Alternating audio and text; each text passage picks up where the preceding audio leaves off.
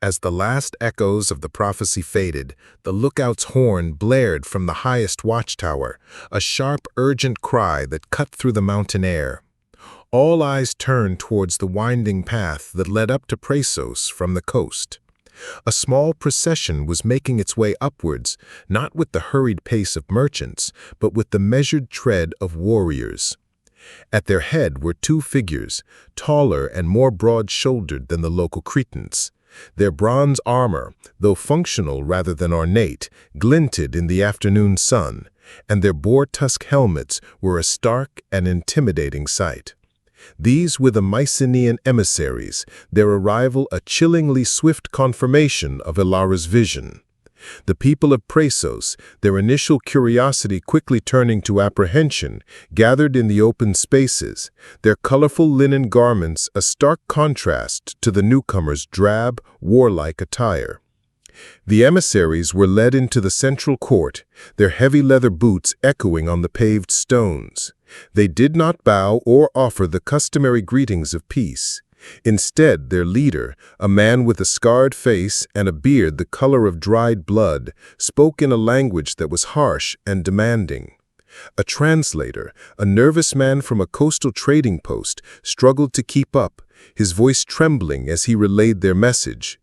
They spoke of a new order, of a powerful king across the sea who now claimed dominion over all of Crete. They demanded tribute, grain from the fertile valleys, olive oil from the ancient groves, and, most chillingly, young men and women to serve in the court of this foreign king. The air grew tense, the initial murmurs of the crowd silenced by the sheer audacity of the demand. The Cretans, a proud people who had commanded the respect of the known world, were being treated as a conquered tribe. The elders stood firm, their faces grim but resolute, the unspoken refusal hanging heavy in the air.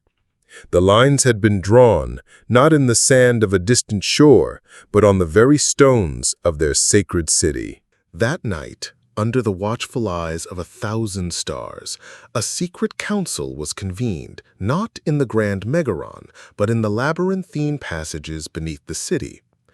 This was a place of old magic, its walls covered in fading frescoes of bull leapers and enigmatic goddesses, a testament to a faith that ran deeper than the foundations of the city itself. Here, in the flickering torchlight, the true debate began, a council not just of elders, but of warriors, artisans, and farmers, the heart and soul of Praesos. The formal Eteocretan language of the court was set aside for the raw, emotional dialect of the people. The initial shock had given way to a burning indignation. To bow to these northern invaders was unthinkable, a betrayal of their ancestors and their very identity as the true Cretans. A young warrior, his face still smooth with the bloom of youth but his eyes hard with resolve, argued for immediate, decisive action. He spoke of ambushing the emissaries on their return journey, of sending a clear message of defiance that would echo across the Aegean. And old farmer, his hands calloused from a lifetime of tilling the soil, countered with a plea for caution. He reminded them of the prophecy, of the overwhelming force the Mycenaeans were said to possess.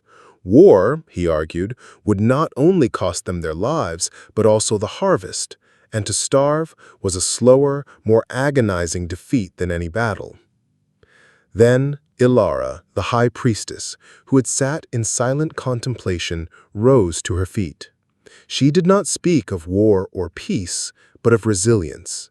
She reminded them of their history, of how they had weathered earthquakes and droughts, how their culture had adapted and endured. Their strength, she insisted, was not in their spears, but in their unity and their unwavering faith. She proposed a strategy of cunning and delay, of outward compliance while secretly fortifying their mountain strongholds and seeking alliances with other Cretan cities. Her words, calm and measured, began to sway the council, offering a path that was neither submission nor suicide, but a uniquely Cretan solution to a foreign threat. The following morning, a tense and fragile accord was presented to the Mycenaean emissaries. The elders of Praesos, their faces impassive, agreed in principle to the demands of the foreign king, but with conditions that were as subtle as they were significant. They argued that the tribute of grain and oil would require a full season to gather, a plausible and practical delay. As for the tribute of young men and women, they insisted on ancient Cretan custom, stating that the selection must be preceded by a series of religious festivals to appease their gods and ensure the continued prosperity of the land. These festivals, they explained, were complex and would take many weeks to prepare. To the Mycenaeans, unfamiliar with the intricate tapestry of Edo-Cretan religious life, these demands seemed like the quaint and superstitious practices of a backward people. Their leader, impatient but seeing no immediate grounds for refusal, reluctantly agreed, his contempt for their customs evident in his sneering expression. As the emissaries departed, a collective sigh of relief, fragile as a butterfly's wing, passed through the assembled crowd. They had bought time, a precious commodity in the face of an impending storm. But the performance of compliance had to be convincing. In the days that followed, the city of Praesos transformed itself into a theater of elaborate deception. Preparations for the festivals began with great public fanfare. Brightly colored banners were hung from the colonnades, and the air was filled with the sounds of music and chanting. Young men and women practiced intricate processional dances in the public squares, their movements graceful and seemingly joyful. To any outside observer, it would appear that the people of Praesos were eagerly preparing to honor their new masters. But beneath this veneer of celebration, a different kind of preparation was underway. In the quiet of the night, weapons were being sharpened, supplies were being moved to hidden caches in the mountains, and messengers were slipping out of the city under the cover of darkness, carrying urgent pleas for alliance to the other Edo-Cretan strongholds. The festival was a mask, and behind it, the true face of Cretan defiance was hardening. The messengers from Praesos, traveling under the cloak of night and through hidden mountain passes, carried with them not just pleas for alliance, but also the seeds of a rebellion. They journeyed to the other enclaves of the true Cretans, to the fortified hilltops and secluded valleys where the ancient ways still held sway. In each settlement, they were met with a mixture of fear and a simmering resentment that mirrored their own. The stories they told of the arrogant Mycenaean demands resonated deeply with a people who had long cherished their independence. At first, there was hesitation. The memory of the Minoan Golden Age was still a powerful force, a time when their fleets had ruled the seas and their culture had been a beacon of civilization. The idea of uniting against a common foe was a new and uncertain concept for city-states that had often been rivals. But as the messengers spoke, their words fanned the embers of a shared identity. They spoke of the Edo-Cretan language, a tongue that bound them together against the harsh babble of the invaders. They invoked the names of their shared gods, of the serpent goddess and the bull-headed deity whose rituals were a cornerstone of their existence. Slowly, tentatively, a consensus began to emerge. In the firelight of clandestine meetings, the leaders of the different Edo-Cretan communities pledged their support. They agreed to a strategy of coordinated resistance, a guerrilla war that would exploit their intimate knowledge of the island's treacherous terrain. They would not meet the Mycenaeans on an open battlefield, but in the narrow gorges and dense forests where the invaders' heavy armor and rigid formations would be a liability. The whispers of rebellion grew into a low roar, a promise of a coming storm that would wash over the island. The true Cretans were no longer a scattered collection of settlements, but a nascent confederacy united by a common threat and a renewed sense of purpose. The day of the first great festival arrived, and Praesos was a riot of color and sound. The air, thick with the scent of roasted meat and ceremonial incense, hummed with the music of lyres and the rhythmic beat of drums. The Mycenaean contingent, a small garrison left to oversee the tribute, watched the proceedings with a mixture of amusement and disdain. They saw the elaborate processions, the offerings of flowers and fruit at the altars, and the ritualistic dances as nothing more than the superstitious pageantry of a conquered people. They were lulled into a false sense of security, their vigilance dulled by the seemingly endless supply of Cretan wine and the festive atmosphere. They failed to notice the subtle signals exchanged between the dancers, the way the seemingly random patterns of their movements were in fact a form of silent communication. The highlight of the festival was to be a grand bull-leaping ceremony, a spectacle for which Cretan culture was famed. A magnificent bull, its horns gilded and its muscular body gleaming with oil, was led into the central court. The crowd roared with anticipation. The Mycenaean soldiers, their bellies full of food and their minds clouded by wine, leaned forward, eager to witness the legendary acrobatics. As the first bull leaper, a young man of exceptional agility, prepared for his run, a prearranged signal was given, a high, piercing note from a conch shell trumpet. In an instant, the festival transformed into a maelstrom of violence. The dancers, their ceremonial staffs now revealed as hardened weapons, turned on the unsuspecting soldiers. From the rooftops, archers rained down a deadly volley of arrows. The bull, its handlers now urging it into a frenzy, became a living weapon, goring and trampling the panicked Mycenaeans. The festival had been a meticulously planned ambush, a stunning display of Aeteo-Cretan cunning and a brutal rejection of their would-be masters. By sunset, not a single Mycenaean soldier remained in Praesos. The rebellion had begun.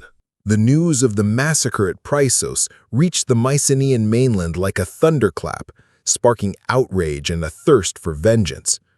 A great fleet was assembled, a force far larger and more formidable than the initial expedition. Hundreds of ships, their prows carved into the shapes of fierce sea monsters, set sail for Crete, their holds filled with thousands of heavily armed warriors. This was no longer a mission of intimidation and tribute. It was a war of annihilation. The Mycenaeans, who saw themselves as the rightful heirs to the mastery of the Aegean, were determined to crush the Aeteo-Cretan rebellion and make an example of Praesos that would be remembered for generations. Their arrival on the shores of Crete was a terrifying spectacle. The sky was filled with the smoke of burning coastal villages, and the air echoed with the cries of the unfortunate souls who were unable to flee to the fortified highlands. The Mycenaean army, a disciplined and relentless machine of war, marched inland, their bronze armor and shields forming a glittering, deadly river of men. They were met not with open battle, but with the frustrating tactics of an unseen enemy. Arrows rained down from hidden positions in the cliffs, rock falls blocked narrow mountain passes, and supply lines were constantly harassed by swift, phantom-like raiders. The Aeteo-Cretans, fighting on their home ground, turned the island itself into a weapon. They led the invaders into treacherous swamps, lured them into ambushes in dense forests, and vanished back into the landscape before the Mycenaeans could mount an effective counterattack. Despite their successes in these skirmishes, the Aeteo-Cretans knew they could not hold back the tide forever. The sheer numbers and relentless advance of the Mycenaean army were a constant, looming threat. The war had become a desperate struggle for survival, a race against time as the invaders slowly, inexorably tightened their grip on the island. After weeks of grueling warfare, the Mycenaean army finally reached the foothills of the mountain upon which Praesos was built.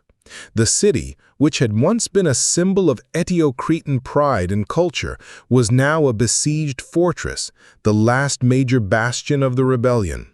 The invaders, frustrated by the guerrilla tactics that had plagued their advance, were determined to bring the full weight of their military might to bear.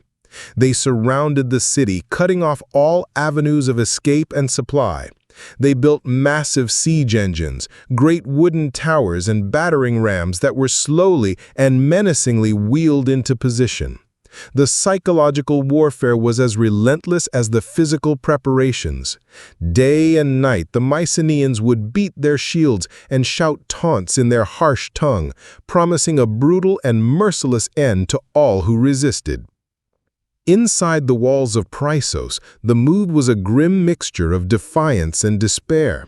Food and water were strictly rationed, and the constant threat of attack wore on the nerves of even the most battle-hardened warriors.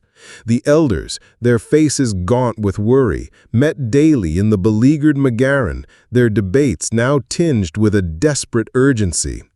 Ilara, the high priestess, moved among the people, her presence a calming influence in the midst of the storm. She led them in prayers to their ancient gods, her voice a steady anchor in the sea of fear. She reminded them that even if the stones of their city were to fall, the spirit of the Cretans, the true Cretans, would endure. They had become a people united not by the walls of their city, but by their shared heritage and their will to resist. The siege of Chrysos was not just a military engagement, it was the final, desperate stand of a civilization on the brink of annihilation. The final assault on Chrysos began at dawn, with a deafening roar of horns and the thunderous crash of the battering ram against the city's main gate. For hours, the Cretan defenders fought with a desperate courage, raining down rocks, arrows, and boiling oil on the attackers below. But the sheer relentless pressure of the Mycenaean war machine was too much to bear. The great wooden gate, splintered and broken, finally gave way, and the invaders poured into the city like a bronze torrent. The fighting moved into the narrow streets and alleyways, a brutal hand-to-hand struggle for every inch of ground. The brightly colored frescoes on the walls of the houses were splattered with the grim reality of war. The Cretans, men and women alike, fought with the ferocity of a people with nothing left to lose, their homeland being torn from them before their very eyes. As the sun reached its zenith, the last of the defenders were pushed back to the highest point of the city, the sacred precinct of the serpent goddess. Here, amidst the shattered remnants of their most holy place, they made their final stand. Ilara, her white robes stained with dirt and blood, stood before the entrance to the inner sanctum, her ceremonial staff held not as a symbol of peace, but as a weapon of last resort. The Mycenaean soldiers, their bloodlust fired by the ferocity of the battle, hesitated for a moment, taken aback by the unyielding defiance in her eyes. But the pause was fleeting. With a final triumphant roar, they surged forward, and the last bastion of Cretan resistance was overwhelmed. As the smoke from the burning city rose to meet the indifferent sky, it seemed as though the story of the true Cretans had come to a tragic and bloody end. The fall of Chrysos was not just the destruction of a city, it was the shattering of a civilization. In the aftermath of the destruction of Chrysos, the Mycenaeans solidified their control over Crete. They established their own administrative centers, and their language and culture began to supplant the old ways. The Aeteo-Cretan language, once the proud tongue of the island, retreated to the most isolated mountain communities, a whispered remnant of a lost world. To the casual observer, it would seem as though the true Cretans had been erased from history, their civilization nothing more than a layer of ash and rubble beneath the foundations of a new order. But the legacy of the Aeteo-Cretans was not to be found in the ruins of their cities or the broken shards of their pottery. It was a legacy that was unseen, a current that ran deep beneath the surface of the new Mycenaean-dominated Crete. The survivors of the rebellion, those who had managed to escape the slaughter at Chrysos and the subsequent purges, melted back into the rugged landscape of the island. They carried with them their stories, their songs, and their unshakable belief in the old gods. They taught their children the Aeteo-Cretan language in secret, preserving the unique cadences of their mother tongue. Their religious practices, though forced underground, did not disappear. The worship of the serpent goddess and the reverence for the natural world were woven into the fabric of rural life, subtly influencing the beliefs and customs of the new Cretan society that emerged. The spirit of defiance, the cunning and the resilience that had defined their struggle for survival became a part of the Cretan character. And so, while their palaces crumbled and their language faded from public use, the Aeteo-Cretans did not truly vanish. They became a part of the very soul of Crete, a silent but enduring testament to the fact that a culture can be conquered, but it can never be truly erased, as long as its stories are still told.